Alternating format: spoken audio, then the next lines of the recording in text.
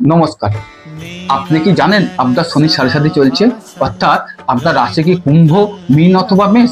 তাহলে কিন্তু আপনার শনি সাড়ে সাথে চলছে এবং এই শনির একটা নেগেটিভ এফেক্ট আপনি পাচ্ছেন। আজ আমি সহজ একটি উপচার দিয়ে আপনাদের সামনে এসেছি। এই উপচারের মাধ্যমে আপনারা শনি সাড়ে সাথে থেকে খুব সহজেই মুক্তি পাবেন। কি করবেন আপনারা? আপনারা প্রতি সপ্তাহে শনি মন্দিরে যান। সেখানে কি করবেন আপনারা? সেখানে কালো তিল নেবেন, অপরাজিতা ফুল অর্থাৎ নীল ফুল নেবেন এবং একটু সর্ষের তেল নেবেন। সাথে সাথে আপনারা কি করবেন?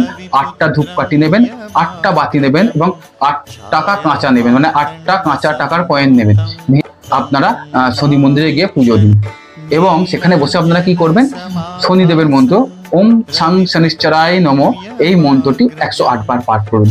দেখুন আপনারা শনির নেগেটিভ এফেক্ট থেকে বেরিয়ে আসতে পারবেন। আপনারা আপনাদের জন্য শনিদেব ভালো রেজাল্ট দেবে। আপনারা কতদিন এই কাজটি করবেন?